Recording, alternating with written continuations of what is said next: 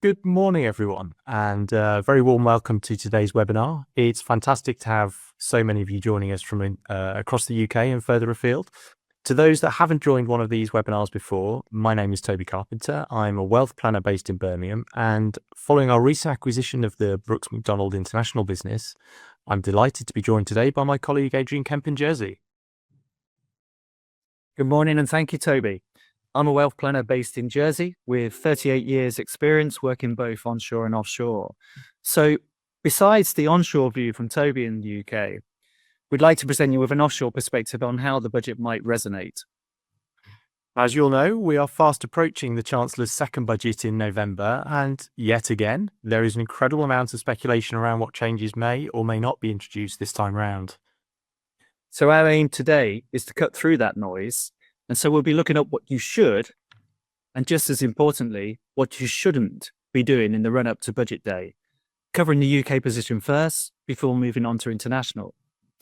So Toby, before we do, I think it's worth taking a step back to look at the big picture and understand some of the context to the budget. Yeah, absolutely. Thanks, Adrian. I think it is really useful to understand the mess government finances are in generally and why there is so much pressure on the Chancellor to raise taxes as well as potentially cut spending in this budget. Now, in the last financial year, public sector spending was projected to account for approximately 40% of GDP. Now, GDP is the total economic output of the UK in a year and is around 2.5 trillion. Yet only 40% of this spending is actually covered from general taxation. So we have a deficit of around 5% of our GDP. Now, it's quite an extraordinary number. That equates to nearly 140 billion. So the government spent 140 billion more last year than it received in tax receipts. And this shortfall, the government has to borrow. And this ultimately must be paid back in the long term, or potentially not, which brings us nicely onto this first chart. What you can see here is that overall public sector net debt has increased from around 1.1 trillion in the 2010-11 fiscal year to nearly 2.3 trillion in the last fiscal year. So it's hovering around 95% of GDP, which is a far cry for those that can remember from Gordon Brown's 40% golden rule in the early noughties. Now, don't be fooled by that drop that we can see in the 22-23 year. This was actually just due to a change in statistical and accounting rules in relation to the Bank of England's operations. The UK still ran a fiscal deficit of over 100 billion in those years. Gosh, wow, Toby, but why is this important? Well, again, really good question. It's these longer term projections of the UK spending and borrowing that are judged by markets, i.e. the people, the institutions that lend money and finance the UK government. If they believe that the UK's outlook is deteriorating, they require a higher return to offset that perceived higher risk of lending to the UK. And therefore, a worsening outlook raises the borrowing costs for the UK. And I presume ultimately that's paid out of taxation, is it? Absolutely. Higher borrowing costs mean, as we can see on this chart, more of government spending is directed towards paying interest on our debt. And this could otherwise be used to provide the valuable public services that people require. Unfortunately, the UK now holds the rather unenviable distinction of having the highest 10-year government bond yields among developed countries. The 10-year gilt, as you can see on the chart on the left-hand side, stands at 4.7%. This is higher than both Italy and Greece, despite those countries having much higher public to debt GDP ratios. So the Chancellor, therefore, has a really big challenge in finding ways to finance the UK spending through taxing us, its loyal citizens, and reassuring markets that the UK remains an attractive option to both domestic and international investors. Now, the Treasury's working assumption, subject to receiving its first official set of forecasts from the ABR, is that taxes will have to be increased by perhaps 30 to 40 billion in this budget, which is a very large number. And importantly, they have to do so potentially without breaching their manifesto pledges, which was not to increase income tax, national insurance, VAT, or corporation tax. So from a UK perspective then, what, Toby, are the most likely or possible policy areas we should be watching? Yeah, well, I'm sure by the time I finish talking, the government may well have leaked further creative or less creative ideas. But as of this morning, the following are sort of the key areas that are being considered. I think we'll start with pensions. It's a hot topic, and The big change from the last budget that many people will be aware of is that pensions are being brought into scope for inheritance tax purposes from April 2027. Following the publication of the consultation paper in July, it's clear that their intention is to press ahead with these plans. So what might be in store this time round for pensions? Well, tax relief and tax-free sums have been openly discussed, and for reasonably good reason. Tax relief granted on pensions is a fairly substantial number. This costs the government around 50 billion a year, split between income tax and national insurance relief. And approximately 60% of that relief goes to additional and higher rate taxpayers, so hence why it's in their sights. I think, however, in the short term, reform in this area is actually incredibly difficult, and that's due to the complexities of salary sacrifice arrangements, employer contributions, and actually how to account for public sector schemes. So whilst very much under consideration and review, perhaps it's not one for immediate concern. When we look at potentially introducing further restrictions on tax-free sums, which have been mentioned, let's not forget that back in 2023, when Jeremy Hunt abolished what was the old lifetime allowance in the spring budget of that year, the lump sum allowance was introduced, which capped tax-free cash at 25% of the old lifetime allowance, around 268,000. And whilst the government may well wish to reduce this further, there is actually a really strong historical precedent where individuals have been able to protect their accrued benefits to that point with each policy shift. I think a break from offering such transitional protections is quite inconceivable.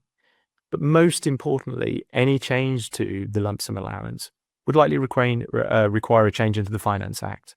So we would have visibility of the new rules, and we could all make sensible decisions based on facts and not speculation.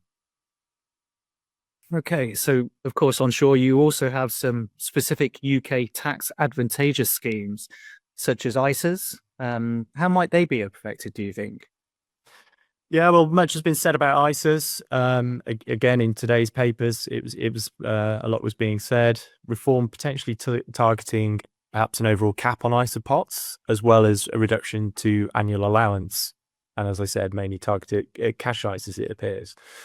Presumably, the thinking here is that limiting cash ISAs might encourage more money to flow into stocks and shares, and I guess only time will tell on that. I think what we'd say around here is that, as we advised last year, it's a prudent thing to do, that if you're planning on maximizing ISA contributions or making ISA contributions this year, there's likely a benefit to doing so ahead of any potential changes coming in the budget. Okay, and of course, the big question, general taxation.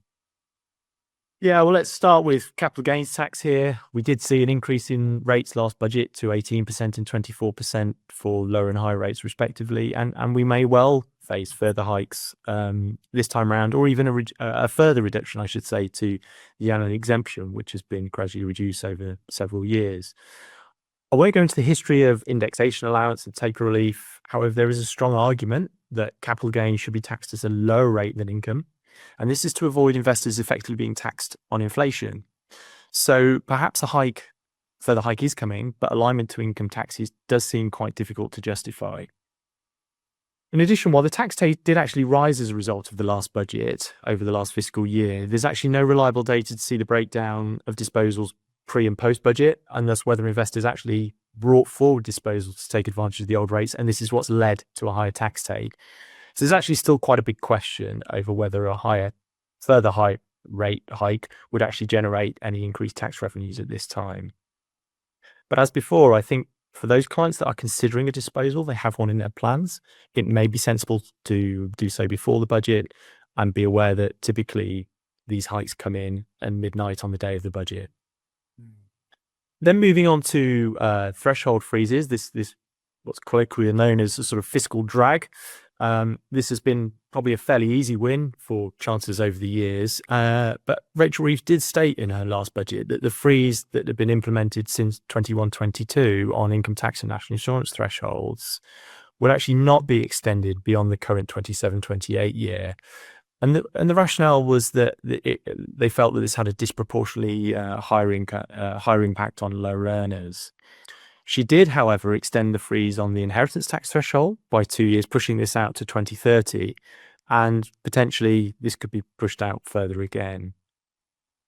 Now, I think when we look at these thresholds, particularly in terms of income tax thresholds, it'd be really sensible to consider the use of pensions, which have always been a really valuable planning tool and used incredibly effectively to mitigate the impact of crossing into these higher rate tax bands through this sort of freezing or fiscal drag, as it's called. Particularly effective around the 60% cliff edge where earnings exceed 100,000, the personal allowance is tapered. If we look at national insurance as well, there's been a lot of talk about landlords could be facing high taxes on rental income as the government are considering applying Class 4 national insurance and bringing that rental income into scope for the first time. I mean, this would be actually an expansion of existing tax policy and probably fairly easy to introduce. There is also talk of targeting salary sacrifice pensions, and this is where individuals give up salary for companies to divert it into a pension arrangement, and this reduces the national insurance liability there. Again, this could be relatively complex to introduce and may take time to bring in. Now, having said all of this may be entirely redundant. We might yet see a smart pivot. They may choose to scrap the recent national insurance hike in favour of a 1 or 2 pence rise in the rate of income tax, which would actually broaden the tax base and capture more types of income and potentially boost revenue in what some would say, a fairer way. There's a lot there, Toby. I mean, you've also spoke briefly about inheritance tax, but there's an awful lot of rumours around wealth taxes.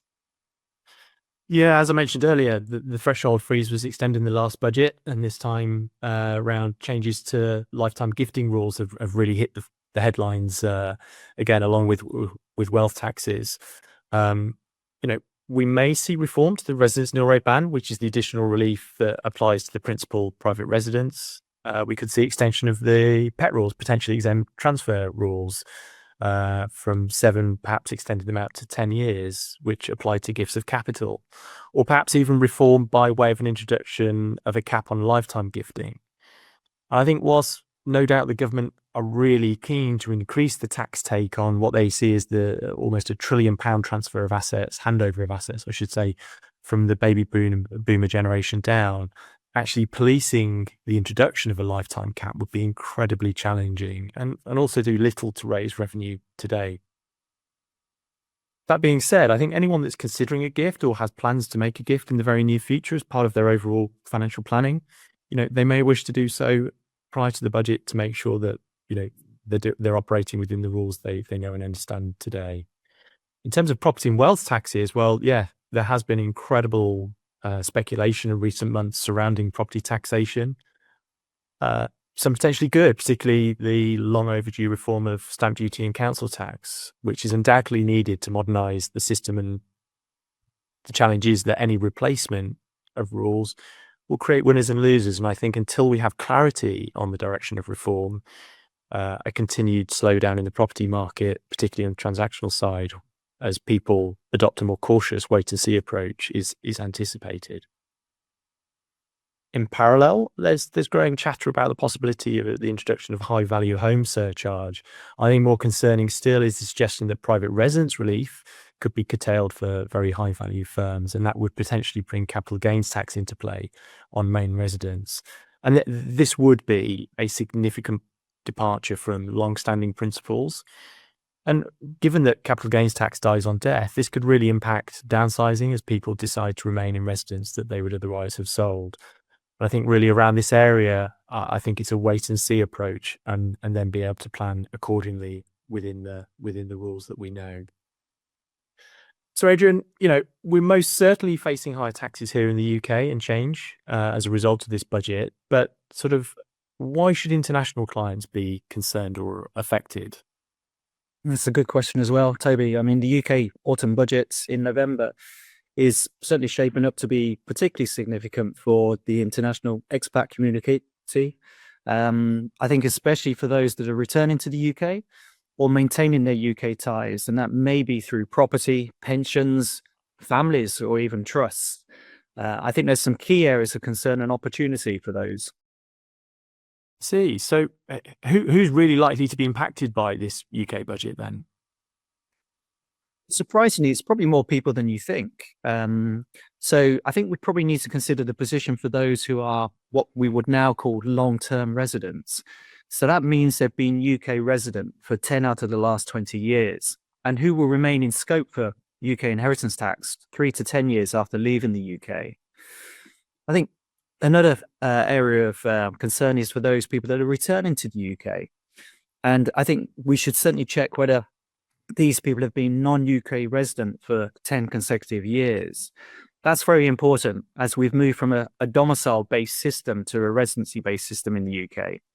And I think that change opens up planning opportunities for individuals returning, and they should take advice and keep assets offshore. I think for people who are considering leaving the UK, conversely, this also applies that there is now what is known as an IHT tail, which could be up to 10 years after leaving the UK. I think people who may also be concerned are those that have some connection through the UK, and that may be through property, the points you've raised already, pensions, trusts, or family from a succession planning perspective. The budget may have implications for their longer term planning. And finally, those that have a link to the UK due to sterling being their main currency of choice. And that could be something as simple as a UK bank account. Blimey, so that really does cover quite a broad swathe of people. I also recall that there were changes announced in the last budget around the FIG regime. Could you expand a bit on about what that means? Yeah, the FIG regime. So that's short for foreign income and capital gains. Foreign income and gains regime. And it's a new tax framework as part of the overhaul of the taxation of the non-domiciled individuals. So in short, if you've been non-UK resident for at least 10 consecutive tax years and then become UK tax resident, you will qualify for a 4-year exemption on UK tax from foreign income, foreign capital gains, overseas employment and business income, and rental property from overseas property. There's also a temporary repatriation facility as well.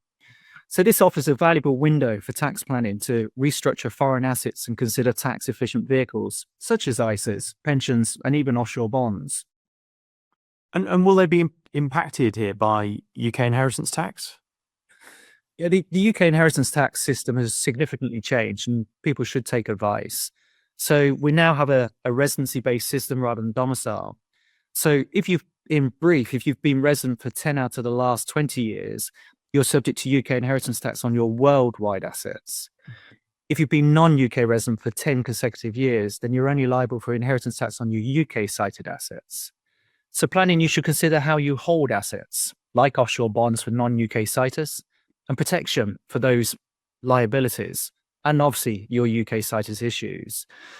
There are also changes to the excluded property regimes, and you should consider type of assets or such things such as fortress securities.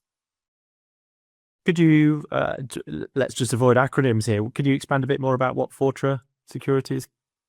Yeah, we do like our acronyms in our industry, don't we? So Fortra stands for free of tax for residents abroad. So offshore clients or entities can purchase assets like UK gilts that are free of UK inheritance tax. And they actually have no capital gains as well, which could be efficient where there are no capital taxes. Brilliant.